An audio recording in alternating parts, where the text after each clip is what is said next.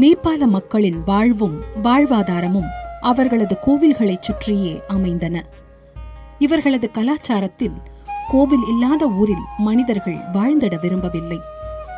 பல்லாயிரக்கணக்கான மக்கள் தன் வாழ்நாள் முழுக்க கோவில் கட்டிடும் பணிக்கு தன்னையே அர்ப்பணித்தனர். இது அரசர்கள் தங்கள் பெயரை நிலைநாட்டிட எழுப்பப்பட்ட பிரம்மாண்ட கட்டிடங்களா?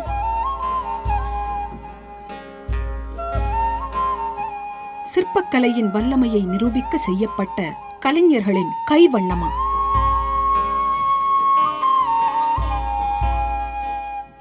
மனிதர்கள் தங்கள் ஆசைகளை நிறைவேற்றிக் கொள்ள மண்டியிட்டு வேண்டிக் கொள்ளும் வழிபாட்டுத் தலமா? உண்மையில் கோவில்கள் எதற்காக?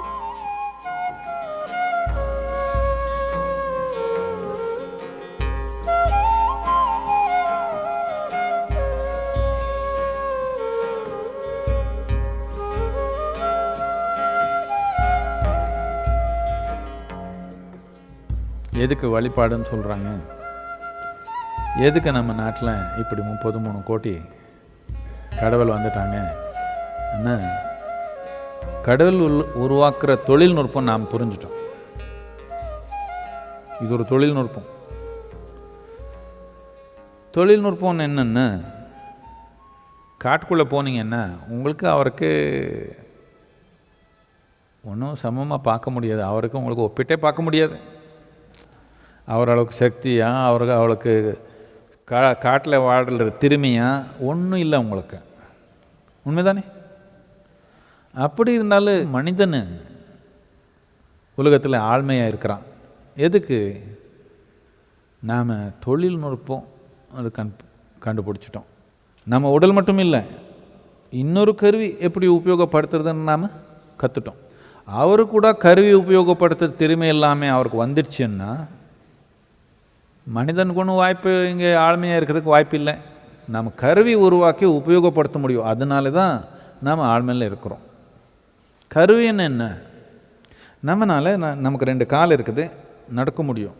இதே ஒரு அதிசயம், 2 காலில் நடக்கிறோம். பார்த்தீங்களா? எவ்வளோ கஷ்டமான வேலை இது. இது ஒன்றும் சாமானியமானதில்லை. இது நீங்கள் இதோடைய அடிப்படையான ஃபிசிக்ஸ் பார்த்தீங்கன்னா நடக்கணும்னா எவ்வளோ இருக்குது இந்த உடல்லன்னா கற்பனை பண்ணிக்க முடியாது. அவ்வளோ இருக்குது. 2 காலில் நின்று நடக்கணும்னா எவ்வளோ இருக்குது தெரியுமா? வேற ஒன்றும் இல்லை. 2 காதுக்கு நடுவில் ஒரு ட்ராப் எடுத்துட்டான் நடக்கவே முடியாது, எல்லாம் சுற்றுது. இல்லை கொஞ்சம் அதிகமாக ட்ராப் போட்டிங்கன்னா அது அப்படி தான் ஆகுதான்னு நினைக்கிறேன். நாம் நடக்க முடியும். முதல் நாள் காலில் நின்று நடந்தப்புறம் அதுக்கு மேலே ஒன்றும் ஆனந்தம் இல்லை. குழந்தை பார்த்தீங்களா? 2 கால் இப்படி வச்சிருச்சுன்னா இப்படி பண்ணுது. என்ன அவ்வளோ ஆனந்தம், கால் மேலே நின்று நடந்துட்டேன்னு. பார்க்குறவங்களுக்கே அவ்வளோ பெரிய ஆனந்தம். முதல் தடவை 2 படி வச்சிருச்சுன்னா குழந்தை, பார்த்தவங்க ஏதோ மகத்தான ஒரு நிகழ்ச்சி பார்த்த மாதிரி. எல்லாம் இவ்வளோ பேர் கோட்டிக்கணக்கில் மக்கள் நடந்துருக்குறாங்க. ஆனால் குழந்தை அந்த முதல் படி எடுத்தப்போ இது நம்ம குழந்தையா இருக்கணும்னு இல்லை, எந்த குழந்தையும் சரி, முதல் 2 படி வச்சப்போ அது பிரமாதமான ஒரு நிகழ்ச்சி மாதிரி. ஆனால் 4 நாள் நடந்தான். அதுக்கப்புறம் ஐயோ நடக்கணுமே ஆயிடுச்சு. அதுக்கு என்ன பண்ணோம்? நம்ம ஒரு சைக்கிள் ஒரு கருவி பண்ணிட்டோம். 2 சக்கரம் சேர்த்து இது பண்ணி ஒரு சைக்கிள்ன்ற ஒரு கருவி உருவாக்கிட்டோம். சைக்கிள் மேலே உட்காந்து போனால், முதல் தடவை சைக்கிள் மேலே உட்காந்து போன நாள் மறக்க முடியுமா? எவ்வளோ பிரமாதமான ஒரு யந்திரம் இது. இது ஒரு கருவி, இதுக்கு யந்திரம்னு சொல்லலாம் நாம். ஆயிடுச்சு. 10 நாள் சைக்கிள் அடித்தான். ஐயோ சைக்கிளில் என்ன இப்படி அடித்து வேண்டான்னு அதுக்கு ஒன்று ஏதோ ஒன்று போட்டோம். மோட்டர் சைக்கிள் ஆகிடுச்சு. இப்படியே போனோம், எங்கெங்கேயோ போவோம் நாம். அந்த இன்னும் இந்த கிரகத்தில் இல்லை, இன்னொரு கிரகத்துக்கு போகிறதுக்கு ஒரு வாகனம், நமக்கு ஒரு கருவி இருக்குது. இது எல்லாமே எதுக்கு பண்ணோம்? நாம் நடக்க முடியும். அதனால தான் நாம் இது எல்லாமே பண்ணோம். நம்மளால் ஒரு இடத்துலேருந்து இன்னொரு இடத்துக்கு போக முடியும். நாம் ஒரு மரத்து மாதிரி இருந்தோன்னு வச்சுக்கோங்க, நமக்கு இங்கே வேறு இங்கே இருக்குது, நம்ம இங்கே தான் இருக்க முடியும். இப்படி இருந்தால் நாம் சைக்கிள் உருவாக்கியிருக்கோமா? சைக்கிளுக்கு மரம் உபயோகமாக இருக்குது, மரத்துக்கு சைக்கிள் பிரயோஜனம் இல்லை. உண்மைதானே? சைக்கிளுக்கு ஸ்டாண்ட் இல்லைன்னா மரம் உபயோகமாக இருக்கும்.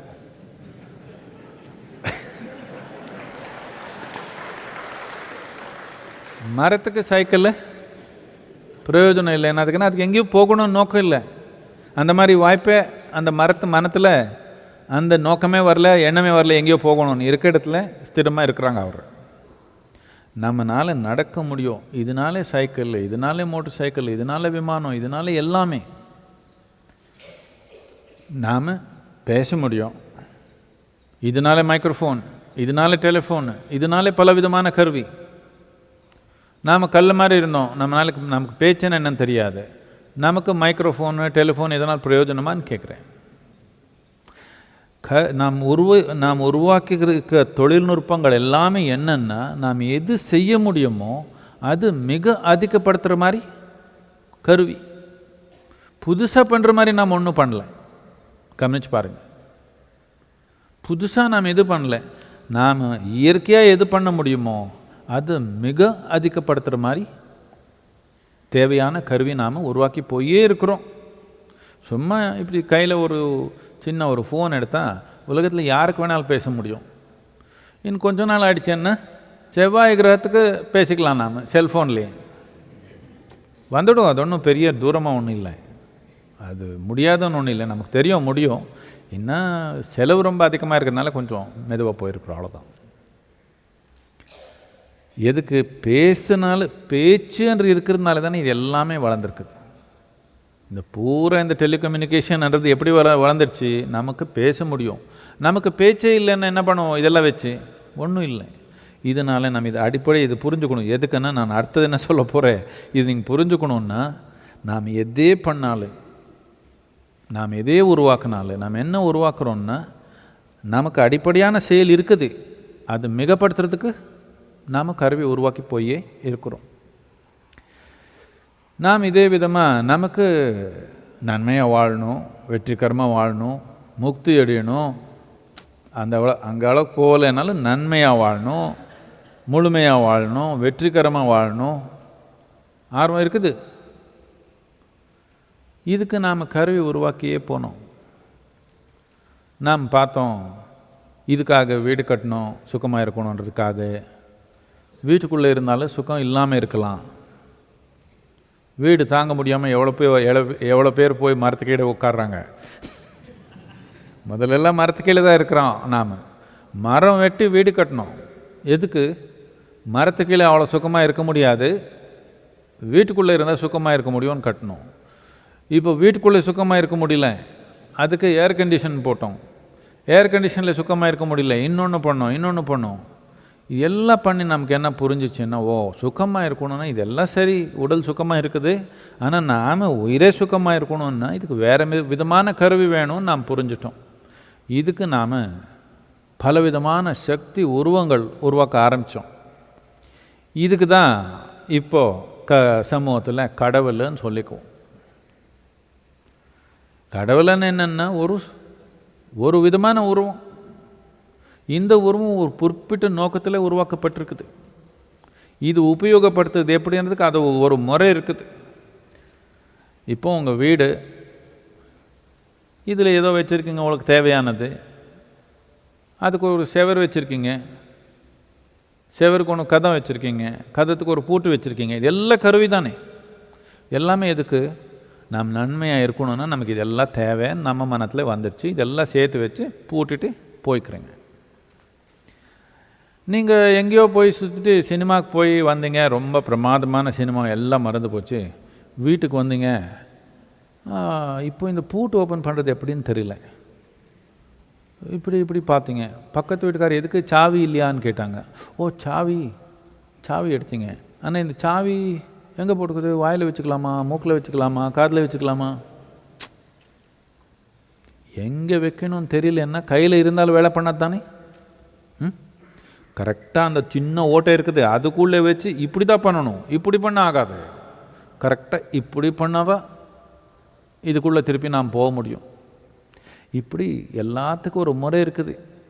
எது பொருள் நிலையில் இருக்குதோ அதுக்கு ஒரு விதமான முறை இருக்குது. எது சக்தி ரூபத்தில் இருக்கிறதோ அதுக்குள்ளே போகணுன்னா இன்னொரு மாதிரி முறை இருக்குது. இப்போது நீங்கள் இங்கே யாரதோ கம்ப்யூட்டர் இருக்குது, போய் இப்படி இப்படி பண்ணால் அது ஓப்பன் பண்ணாது, அது கோடு கேட்குது, முறை கேட்குது.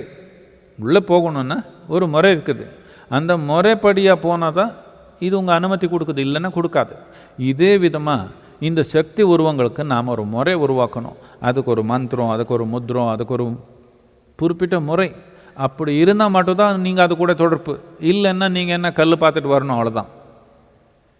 இது கல் பொம்மை இல்லை, இது சக்தி உருவம். இதுக்கு நாம் அதுக்குள்ளே போய் அந்த சக்தி என்ன இருக்குதோ அது பகிர்ந்துக்கணுன்னா அது நாம் அதுலேருந்து படைத்தல், அதுலேருந்து நமக்கு நன்மை வரணுன்னா அதுக்குள்ளே அது நாம் உபயோகப்படுத்துறது புரிஞ்சுக்கணுன்னா சாவி எடுத்து மூக்கில் வச்சேன்னா வரும். நிறைய பேர் காதில் வச்சுக்கிறாங்க, நான் பார்த்துருக்கேன். நான் என்ன பார்க்குறேன், என்ன ஓப்பன் பண்ணுறோம், மூளை ஓப்பன் பண்ணுறதுக்கு ஏதோ முயற்சி பண்ணுறாங்களோ என்ன.